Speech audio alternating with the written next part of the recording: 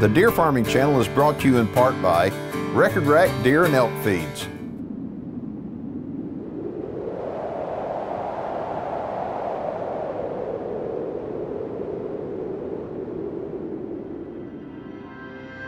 As a deer hunter, I want to know all I can about America's favorite big game animal. That's why I became a deer farmer. Without deer farms, we lose our greatest resource for research and whitetail management. With them, we gain more knowledge than ever before.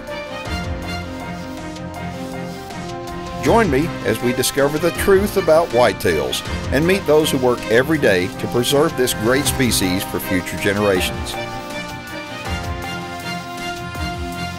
My name is Keith Warren, and this is Deer and Wildlife Stories.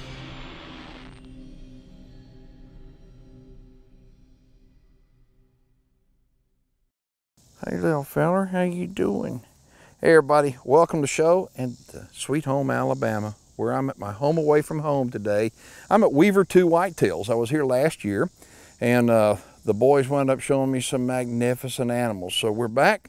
We're here to see what 1 year growth would do on them. We got a fresh litter of kittens, and it's time to get this one started. What do you say, little guy? Little girl?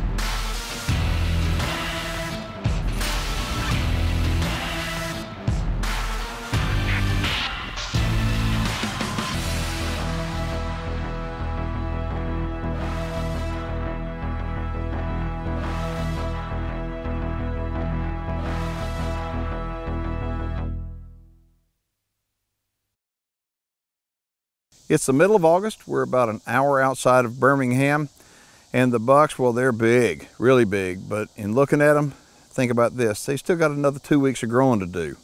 Hi, I'm Rusty Weaver with Weaver Two Whitetails, located in Etowah County, Alabama. We've been deer farming for approximately 8 years, and with this year's fallen crop, we're approaching 600 animals. The most important opportunity that having this farm has provided for me is raising my children out here. I've got a 7-year-old son, a 13-year-old son, and I'm able to teach them about the outdoors, about farming, animal husbandry, and raise them in an environment that teaches them responsibility and that all of their actions have results that they have to deal with. The business plan for our farm from day one has been to try to create great breeder bucks. We've adjusted that plan to the market. We understand that the end market for the entire industry is stocker bucks, to be able to provide preserve owners with the bucks they need to keep their industry going. As a result of that, we continue to try to produce high-end breeder bucks. We also try to produce bucks and does that are just consistent producers of wide, framey typicals that are in such high demand with preserve owners. I'm currently serving as president of the Alabama Deer Association. We represent farmers and deer enthusiasts throughout the state. Some of the issues that we're facing today are the same as industry-wide in other states. Public perception, dealing with disease issues, and making sure that the government that regulates us understands our industry and isn't overreaching and interfering with what we're trying to do as a business. If you're a deer enthusiast and live in the state of Alabama, I would encourage you to join the Alabama Deer Association. We also have members outside the state of Alabama who visit our state for either hunting or visiting other farms and other purposes for recreation and for other wildlife-related activities here in our state. You can learn more about our farm and what we have to offer by visiting us at weaver2whitetails.com. The Deer Farming Channel is brought to you in part by New Dart, leading the industry in accuracy. We came here at the same time last year. We saw a buck named XLT, one named Express Shadow, and some unbelievable yearling bucks. So it's going to be interesting to see how those yearlings have grown.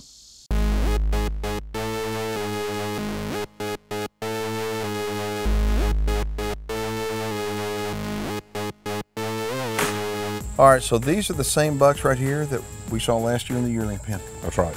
they're 2-year-olds? They're all 2. There are a few 3-year-old breeder bucks in here, but the majority of this group is 2-year-olds. All right, I'm trying to look through and see which one. I mean, my gosh, okay, I like that one and that one and that one. And okay, who's that big non-typical buck? That's Batman. That is one of our Gonzales breedings, and those drop tines look like bat wings, so we decided to call him Batman. I can see why you call him that. Okay, so that's out of Texas blood. That's right. He's Dreambow on Kid Dynamite. Okay, all right. So, you know, so he's 50%? He's probably approaching 50%, 3/8. Okay, all right, boy, he's a big deer. How big was he last year? He was a little over 200 last year. I think he was about 220.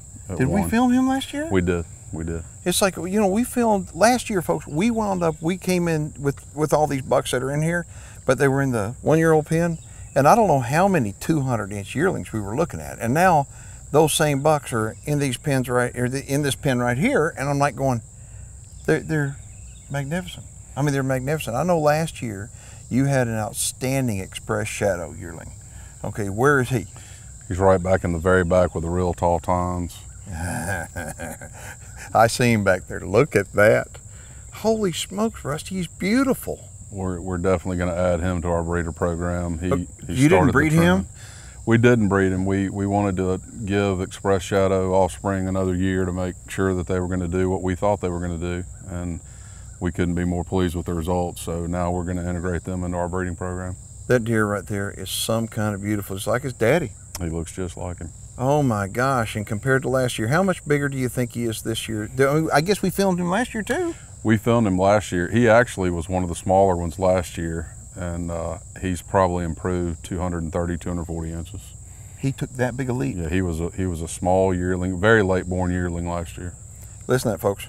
A deer, first off, if a deer grows to be 230 inches, you know he's unbelievable. He grew 230 inches in a year, okay, only in his second year. So, and is for that reason, as a deer farmer, I don't know of a deer farmer one that makes a final decision, whether they're going to keep a deer in the breeding program or not as their yearling. Do you? We certainly don't anymore. There was some talk among some of the people we consult with about turning him out and saving that spot for a different buck, and now he's probably for sure our best typical 2-year-old. Well, he it's a good thing you kept him, because he's first string now. Oh yeah. Oh my gosh. Okay, I'm sitting here, Rusty. How do you in lining these guys up? I know all your deer, when you sell a deer, the good thing about dealing with Rusty, when you buy a deer, you're not just buying a deer, okay? You're buying a deer with lineage, with a background that's in the registry. Every one of yours is in the registry, right? That's right. So you can prove, you can look at somebody and say, here's a piece of paper, and this is who they're out of.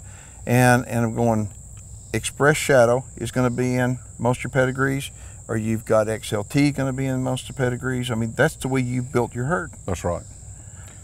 Our northern line is going to be XLT, or a buck that we AI'd with, that we brought semen in. Mm-hmm.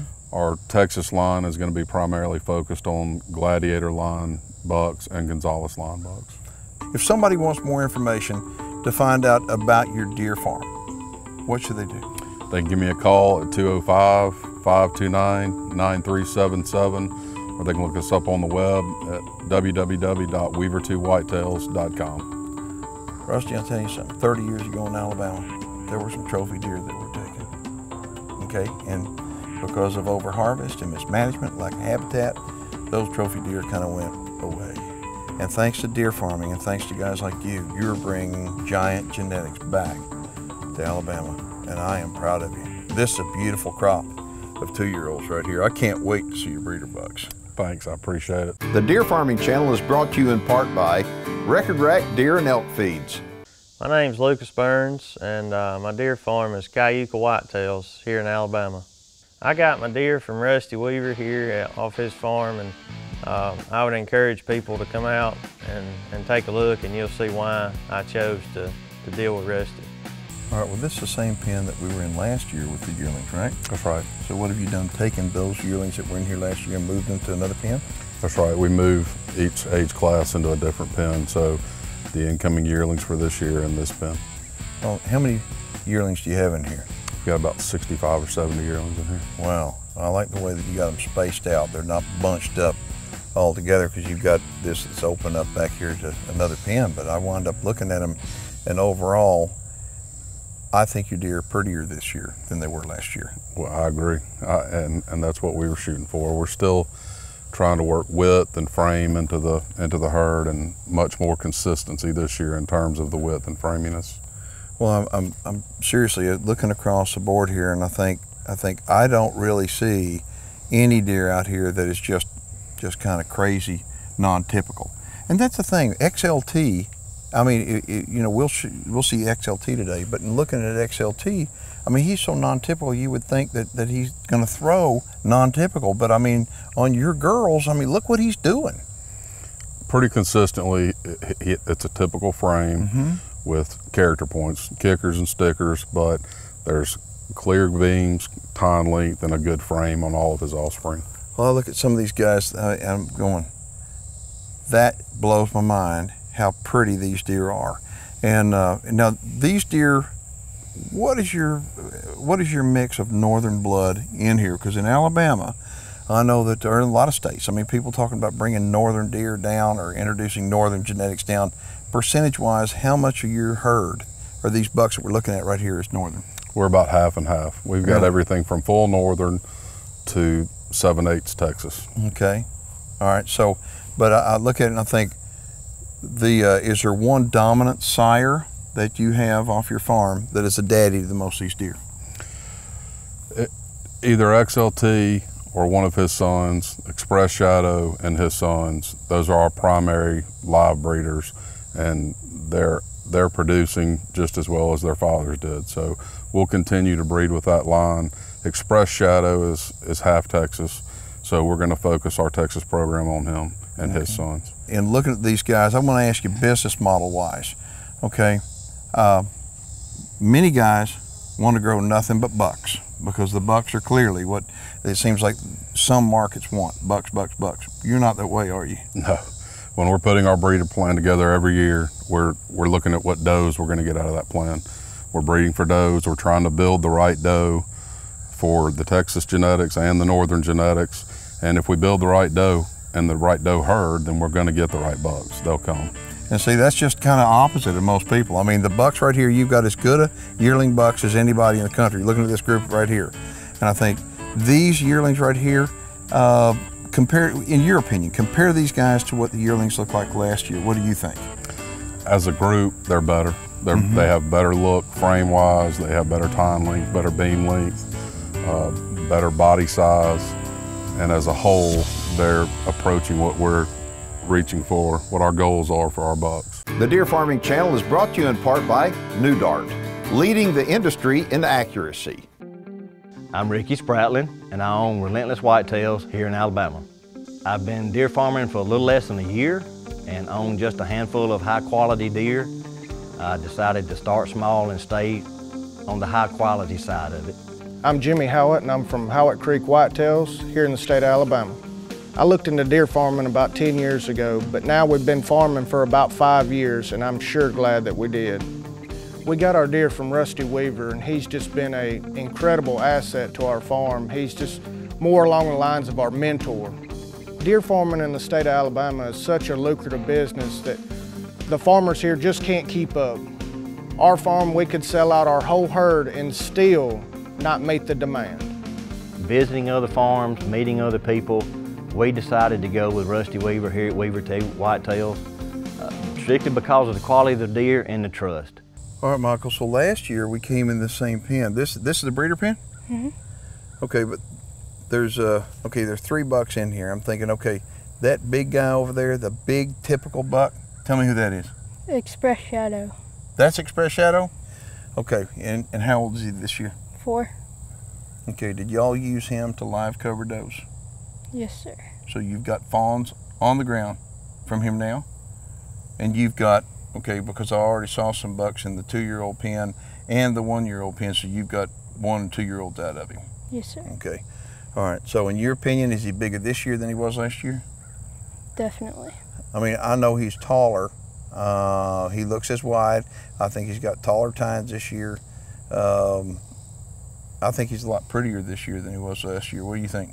I think he is. And that's my kind of deer. Okay, but this big deer over here, he's an older deer. Is that XLT? Yes. And how old's he? 5. All right, so at 4, what did he score? 529. Did he really? Okay, so what kind of score, what kind of spread did he have? Do you know? I believe he was 25 inches. And that would be inside, right? Outside he'd be much wider than that, but yep, about 25 inside. He is a beautiful deer. All right. Well, who's that other guy over there? I don't think I've ever seen that deer. Who's that? Superman. Superman. Okay. Tell me about Superman. Superman is shadow on an outcross doe and scored 403 at 2. How big do you think he is now? He should go 520. Okay. At 520 at 3. Okay, listen to that guy right there, because he knows his stuff. Okay, on an outcross doe. Tell me about the doe. She was bred to outcross. Her mom was just foundation doe, and they bred her to outcross, and then they bred the outcross doe to shadow, and that's what they got. Folks, that's what we got. Listen then, because as a deer breeder, he talks like a deer breeder who's been in the deer business for 30 years. He knows all the pedigrees. He knows how to outcross the deer, how to line breed the deer. He knows, he is the man. Okay, let me ask you a question. What do you want to be when you grow up? Deer farmer. Right answer. And I hadn't asked him that question, but I kind of knew he wanted to be a deer farmer. That's what I want to be when I grow up too. Okay, so do y'all have a website? Yes. All right. What is the website address? So if people want more information on this operation, what do they need to do? Go to weaver2whitetails.com. Coming back to Weaver Two Whitetails, like coming to a home away from home for me. I love this place. And I love the deer, and I'm sure you can see why. If you'd like more information on Weaver Two Whitetails, you can contact my friend Rusty Weaver by going to his website at weaver2whitetails.com. If you have any questions or comments about the program, we'd love to hear from you. I'm Keith Warren, and thanks for watching Deer and Wildlife Stories. What you're about to see is graphic in nature, so viewer discretion is advised. Last August, many of Texas's deer farmers were forced to kill hundreds of perfectly healthy deer in order to test them for chronic wasting disease. To date, approximately 600 deer have been killed, and the killing isn't over. What's worse is that out of all the deer that were killed, not a single one of them tested positive for chronic wasting disease. I don't know about you, but to me there's just something wrong with the picture when you start killing perfectly healthy deer to test them to make sure they're not sick with chronic wasting disease. Now, CWD has been around for over 50 years, and I'm a believer that CWD, it needs to be managed from science-based management rather than from a political agenda. And I think that we ought to learn from states that have been battling CWD for more than 50 years, and they themselves say that there's nothing they can do to manage it. What they need to do is just monitor it. So again, I think that we ought to base our CWD stuff all on science and not on a political agenda. If you'd like to find out more about chronic wasting disease, let me encourage you to go to the website cwdmyths.com.